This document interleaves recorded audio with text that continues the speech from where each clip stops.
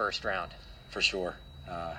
We knew it wouldn't be easy. We expected it to be tough right to the finish, and we were really happy to close it out and get a W there. Our guys are a really good group of guys that have worked hard, and we had a tough loss in the first round of playoffs last year, and so we kind of had a mission to try and get back here and get a win. So part one of that goal is accomplished. We're hoping to move on to part two.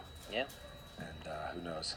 Slow start for you guys. You kind of found yourself trailing much of the first quarter, but you guys really kicked it into gear, outscoring South Park 21-15 in the second quarter, and then looked, I thought, really good, and then kind of had to hold on for dear life at the end because South Park made a pretty nice run late. For sure.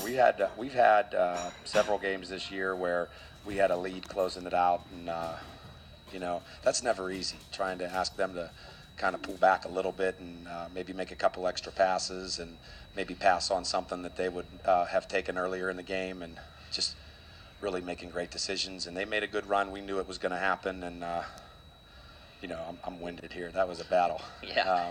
But like I said, I'm really happy that we were able to hang on there. The guys are excited, and that's why you do this, to have those moments where you're together after a lot of hard work and you can all look at each other and say we got something done today. So it was a nice night. Outstanding game for both Drew Stokes and Deontay Ross.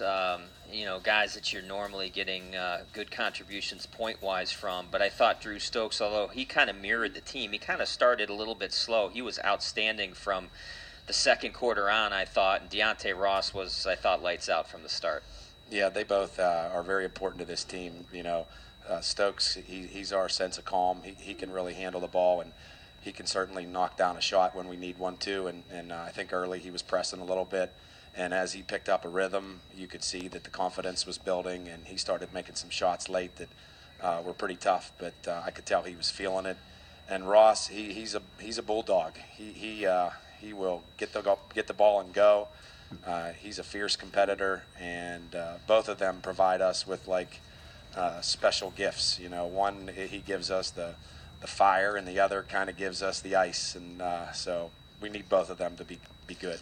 8 players in the scoring column. I thought you got great minutes from guys like Isaiah Mangold off the bench. Roman Flannery came in and gave you some energy off the bench. So talk about the just kind of the need to have some depth in as you head through the rest of the playoffs. Yeah, we've tried to develop depth all year. It's important to keep guys fresh.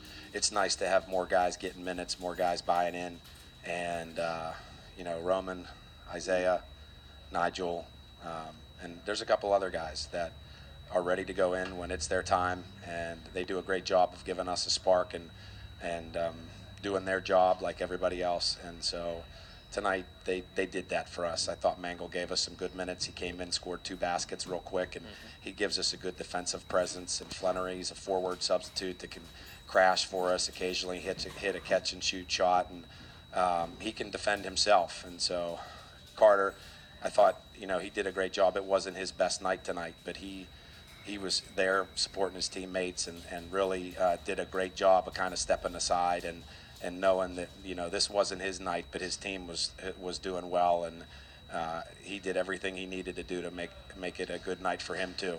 While you guys have a lot of depth and there's so much athleticism up and down this roster, not a lot of size, and you're probably going to be the smallest team on the basketball court most nights, but yet I thought your guys did a pretty good job on the boards, both the offensive and defensive glass at times.